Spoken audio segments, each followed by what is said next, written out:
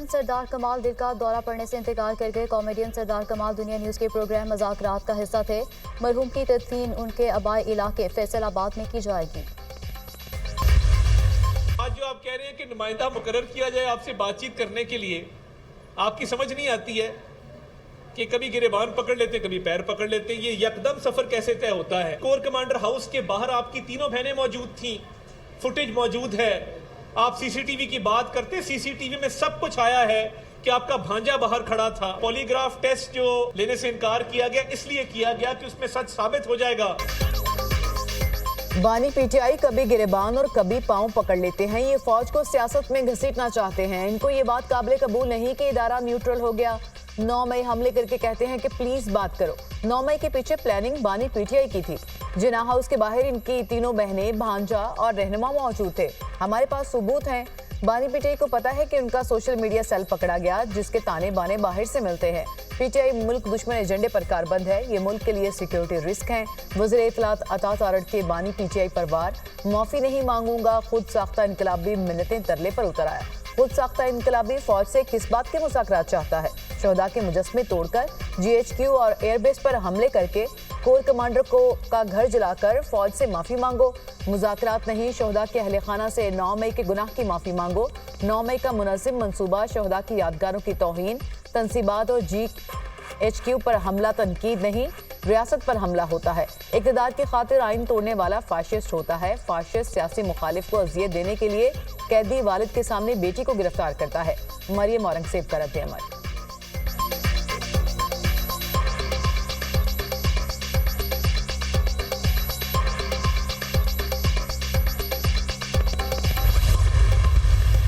The question is that the leave to introduce a bill further to amend Election Act 2017, the Election Second Amendment Bill 2024 be granted. All those in favor of it may say aye. All those against it may say no. I think ayes have it, and the leave to introduce the bill is granted. PTI की बतौर सियासी जमात ऐवान में वापसी में बड़ी मुश्किल हायल। हुकूमत ने इलेक्शन एक्ट 2017 में मजीद तरमीम का बिल कौमी असम्बली में पेश कर दिया। किसी सियासी जमात से वाबस्तगी का इकरारनामा तब्दील नहीं किया जा सकता। जिस पार्टी ने मखसूस नशिस्तों की फहरिस्त न दी हो, उसे मखसूस नशिस्तें नहीं दी जा सकती। ये दोनों तरामीम मंजूरी के बाद फौरी तौर पर नाफिजुल अमल होंगी। इलेक्शन एक्ट में मुजव्वज़ा तरामीम बिल मुस्लिम लीग नून के बिलाल अजहर कियानी ने पेश किया। स्पीकर कौमी असम्बली ने बिल मुतल्लिका कायमा कमेटी के सुपुर्द कर दिया।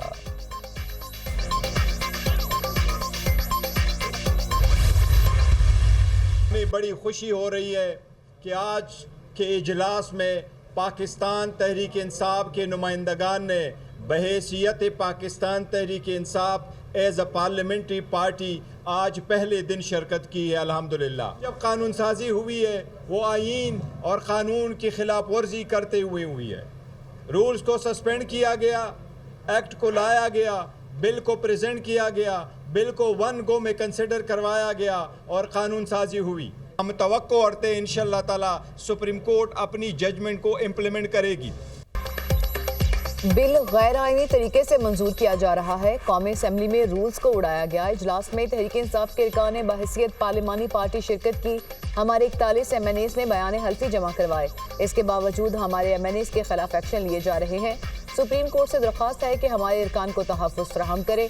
तहरीक इंसाफ ने इंतखाबात में 50% वोट लिए। चेयरमैन तहरीक इंसाफ बैरिस्टर गौहर खान की कौमी असम्बली के बाहर मीडिया से गुफ्तगू।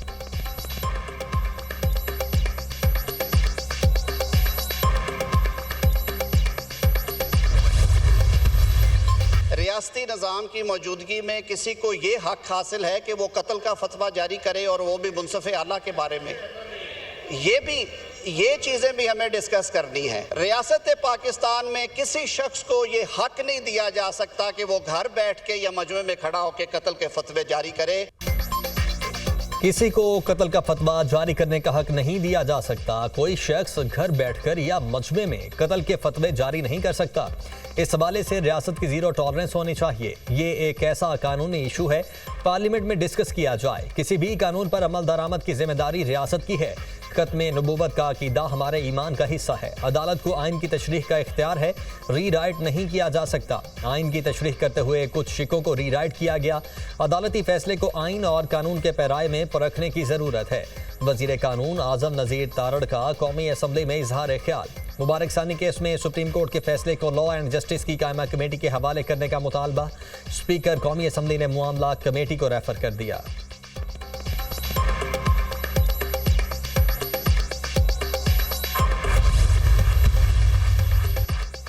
हुकूमत के अलावा किसी को भी सजा देने का हक नहीं है। सुप्रीम कोर्ट के फैसले से इबाहम पैदा हुआ है।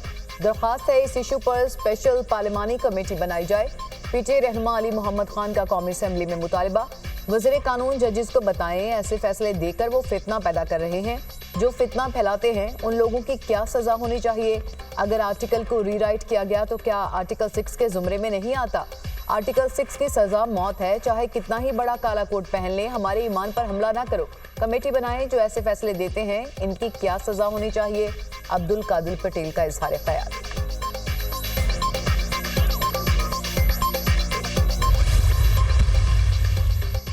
बगावत पर उकसाने का इल्जाम। Lieutenant colonel retired Akbar Hussain का कोर्ट मार्शल। जुर्म साबित होने पर lieutenant colonel retired Akbar Hussain को 14 साल कैद की सजा। साबिक फौजी अफसर को फौजी एहलकारों को बगावत पर उकसाने पर सजा सुनाई गई। अकबर हुसैन का रैंक 26 जुलाई से जब्त कर लिया गया। मजाज अदालत ने मुनासिब अदालती अमल के जरिए मुजरिम करार दिया। ISPR फौज से मुज़ाकरात के लिए तैयार हैं। फौज मुज़ाकरात के लिए अपना नुमाइंदा मुकर्रर करे। फौज पर कभी इल्जामात नहीं लगाए। हमने तनकीद की है हुकूमत से, हम क्या मुज़ाकरात करें? पाकिस्तान पीपल्स पार्टी और नून लीग दोनों फॉर्म 47 वाले हैं। ये दोनों जमातें समंदर में डूब रही हैं। महमूद खान अचकजई को मुज़ाकरात का मैंडेट दिया था। दूसरी तरफ से कोई नाम सामने आता तो हम बात करते। मुज़ाकरात के लिए पहला मुतालबा चोरी किए गए मैंडेट की वापसी है। दूसरा मुतालबा गिरफ्तार कारकुनों की रिहाई और मुकदमात का खात्मा है। तीसरा मरहला मुल्क बचाने का है, जो साफ शफाफ इलेक्शन के बगैर मुमकिन नहीं। मौलाना फजलुर रहमान ने इस्तीफों की जो बात की है वो तीसरे मरहले की है। जमात इस्लामी के धरने की मुकम्मल हिमायत करता हूँ। हमारी पार्टी इस धरने में भरपूर शिरकत करेगी। बानी PTI की अडयाला जेल में सहाफ़ियों से गैर रस्मी गुफ्तगू।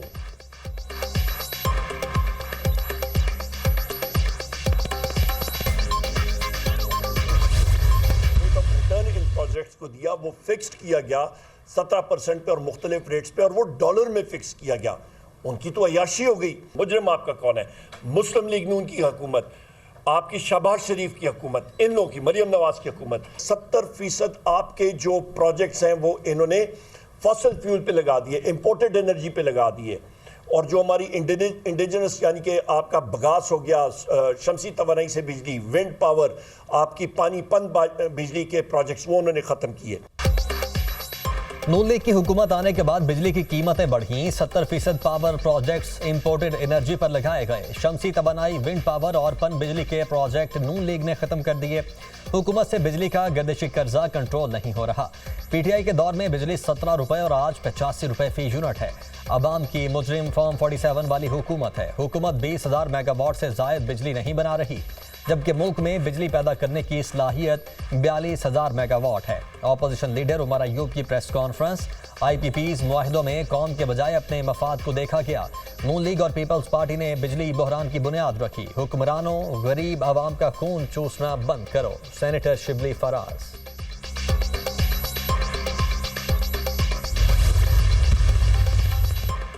उमर अयूब जब इक़्तिदार में थे तो मंसूबों पर दस्तखत ना करते, जब कलम हाथ में था तो कैपेसिटी पेमेंट का मसला हल कर देते। आज सब फसाद मचाने के लिए तनकीद कर रहे हैं, तनकीद करते हैं, हल फिर भी नहीं देते। वज़ीर ममलिकत मुसद्दिक मलिक के अपोजिशन लीडर पर जवाबी वार। कहा महंगाई से निमटने के लिए इक़दाम कर रहे हैं, आवाम को मायूस नहीं करना चाहते।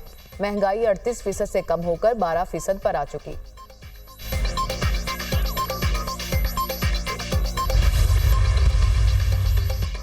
शहबाज और मरियम अपना बोरिया बिस्तर गोल कर दें। दिसंबर में PTI की हुकूमत होगी। असद कैसर का बड़ा दावा। कौमी असम्बली फॉर्म 47 की असम्बली है। आजम नज़ीर तारड़ जिस किस्म की कानून साजी कर रहे हैं उससे सुपरमेसी ऑफ लॉ मुतासिर हो रहा है। असम्बली जो कानून साजी करेगी उसकी कोई हैसियत नहीं। महंगाई और बिजली बिलों में इजाफे के खिलाफ 5 अगस्त को एहतजाज करेंगे। IPPs मुआहदे करने वालों के नाम कौम के सामने लाएं। साबिक स्पीकर कौमी असम्बली का मतदान में वकला कन्वेंशन से खिताब।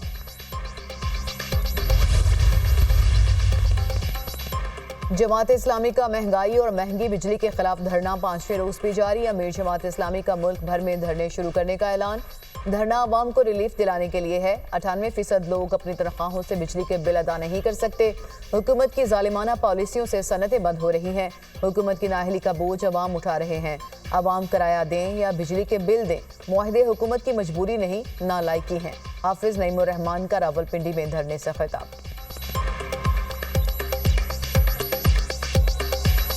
हम ये कहना चाहते हैं कि जब हमारे वुज़रा ये ऐलान करते हैं कि हम IPP से बात नहीं कर सकते, हक़ाइक़ कौम के सामने पूरी तरह नहीं लाए जाते, मुआहदे सामने नहीं आते, कहते हैं कि वो मुआहदे सामने ला नहीं सकते। हुकूमत की जो जालिमाना पॉलिसी है, उस जालिमाना पॉलिसी के नतीजे में सनतें बंद हो रही हैं। ये मजबूरियाँ नहीं हैं, बल्कि ये नालायकी है, नाअहली है, करप्शन है, जिसका जो भुगतान है वो पूरी कौम भुगत रही है।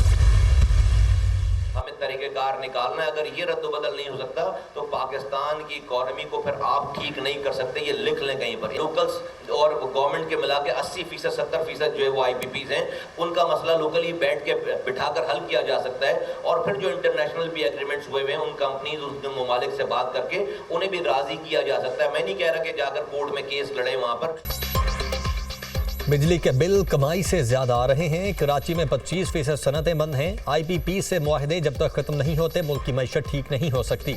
IMF पाकिस्तान को नहीं बचा सकता। जब तक कराची को उसका हिस्सा नहीं मिलता पाकिस्तान तरक्की नहीं कर सकता। रहनुमा MQM मुस्तफ़ा कमाल की प्रेस कॉन्फ्रेंस के इलेक्ट्रिक की निजकारी न होती तो उसका हशर स्टील मिल से भी बदतर होता। हमें मुफाहमत से एक एजेंडे पर बैठना होगा। फारूक सत्तार।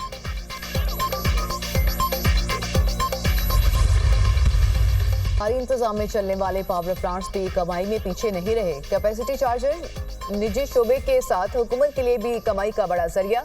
कैपेसिटी चार्जेस की रकूम का 45% सरकारी बिजली घरों को जाने का इंकशाफ। कैपेसिटी चार्जेस की 40% रकूम CPEC तवानाई मंसूबों को मिल रही है।